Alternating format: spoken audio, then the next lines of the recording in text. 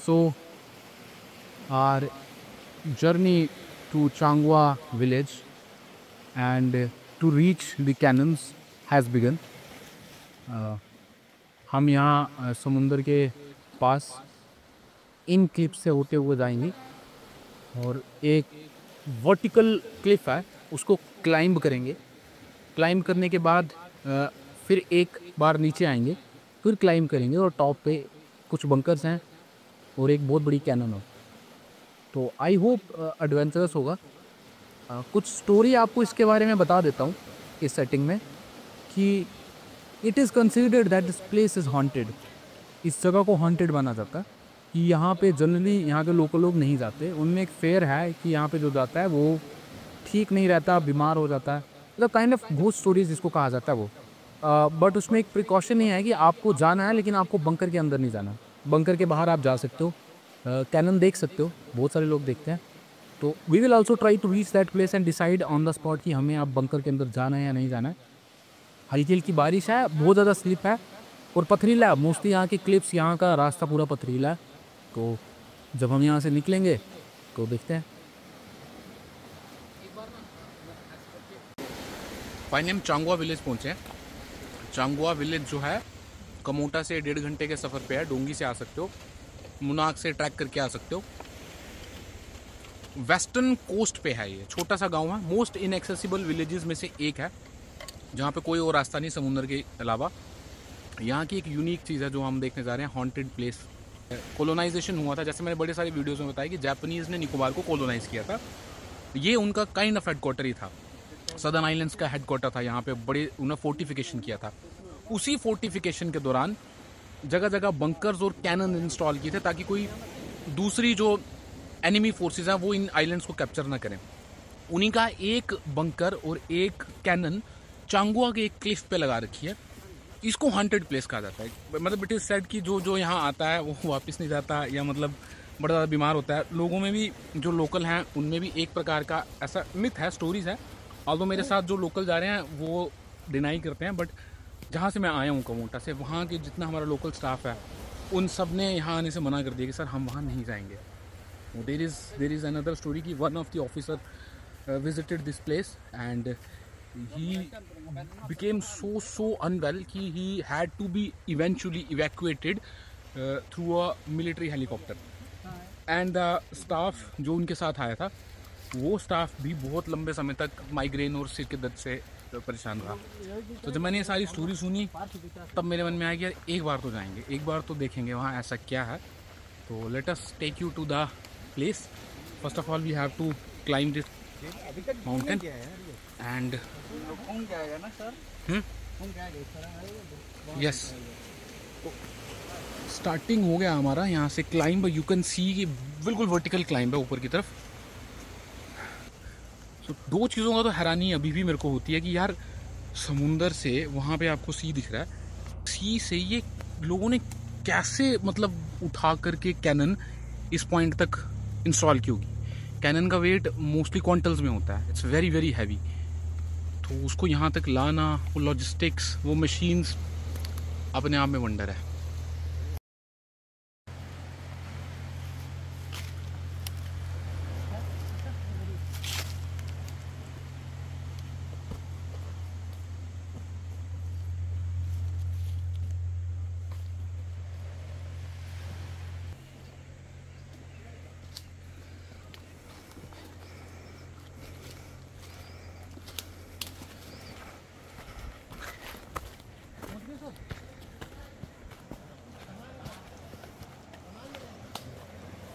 After completing the trek, this is the path we have to take further आगे जाने के लिए। There is a dip and then we have to go up again.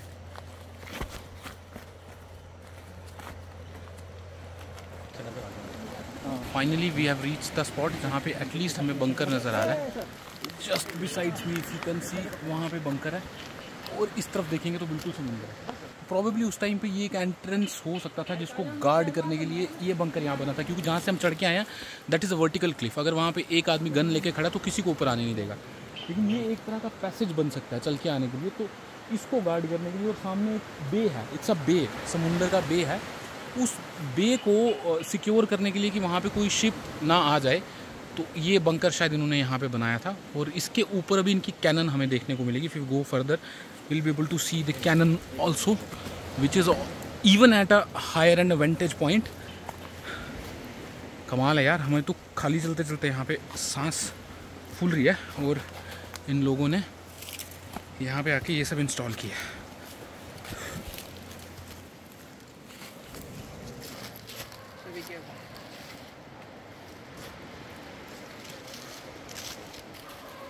Taking little bit of rest to breathe. If you can see समुंदर की, आपको आ रही होंगी समुंदर की वो जो आवाज़ है लहरों की, वो यहाँ तक सुन पा रहे होंगे। आगे बढ़ते हैं। जितना आसान शायद ये दिख रहा होगा उतना आसान है नहीं, बस soil is very very slippery and there is a fair of snakes here as well. Viper snakes generally यहाँ पे पाए जाते हैं एज़ पर द लोकल्स, और दिखते नहीं हैं क्योंकि उनका कलर बिल्कुल ये जो पत्ते हैं पत्तों के जैसा ही रहता है। वेरी मतलब डिसर्न की पत्तों में कहाँ वो सांप बैठा है। साइली venomous snake. So taken a risk to reach here to show you the place, the mythical place, the historical place, kind of a heritage, the part of the history of Nicobars, where we have a very distinct Japanese imprint upon it. People in the mainland probably don't know about this, that Japanese had once entirely captured these areas. So let's proceed further. बस छोटे से और सफ़र के बाद हम ready थे उस great majestic magnanimous view के लिए जो था जापानीज कैनन का।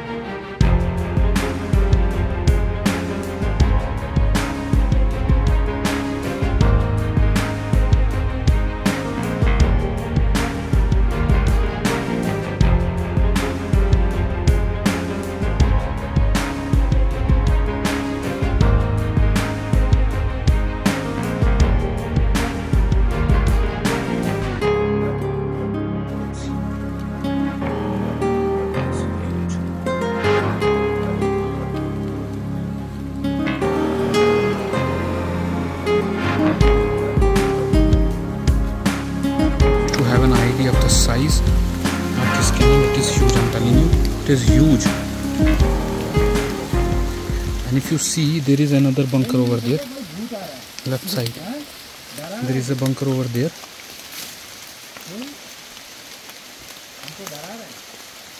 And there is one bunker over there.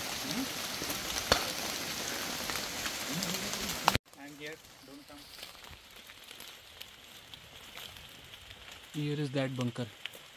इसका स्टोरी मैंने आपको बताया था। यही है वो हॉन्टेड बंकर जिसके अंदर जाने में यहाँ मनाही है या लोग डरते हैं। इस बंकर के लेफ्ट साइड पे if you see, it's a huge cannon. बहुत बड़ी कैनन है यार ये। I can not see it through. If you can see there is small light on the other end. ये बिल्कुल फार एंड इसका जो है वहाँ है।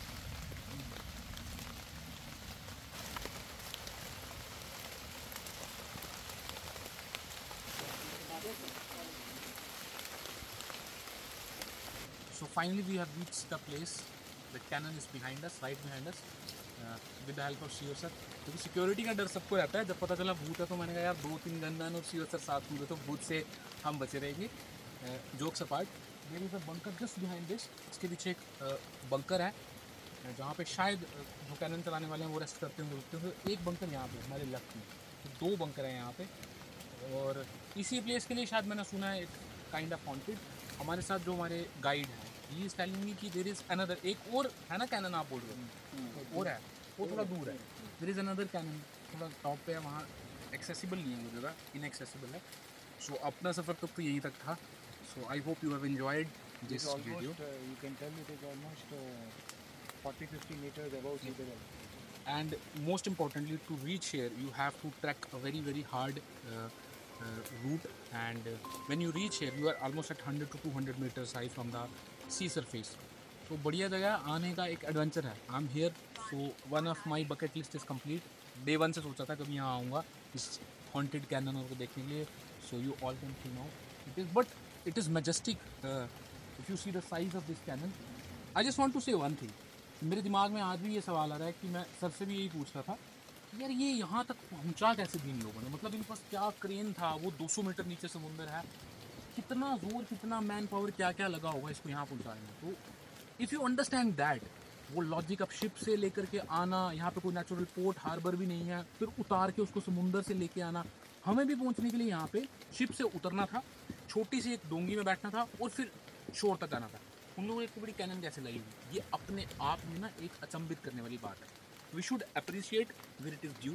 आई थिंक जापानीज़ को तो यहाँ हमें अप्रिशिएट करना पड़ेगा कि जो जो काम उन्होंने किया है. बेशक कोलोनाइजेशन था, बट काम करते. We have to learn also from that. The discipline, the share honesty with which they had work, the nation building जो वो कर रहे थे अपने लिए. So I think we should sign up from here. I hope you have enjoyed the video. Will be meeting you सून.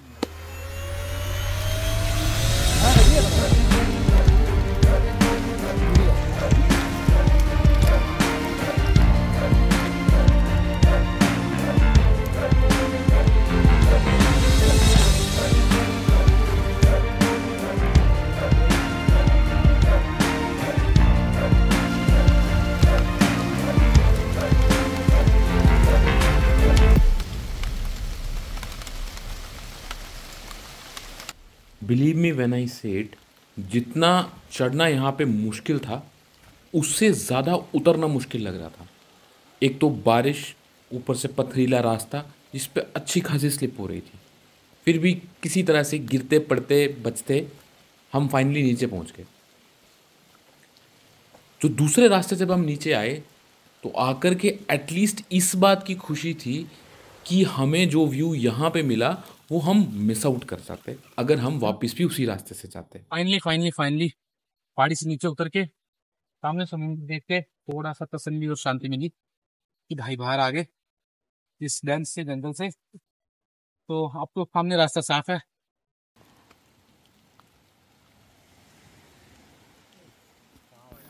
तो इसी के साथ हमारा ये सफ़र भी पूरा हुआ.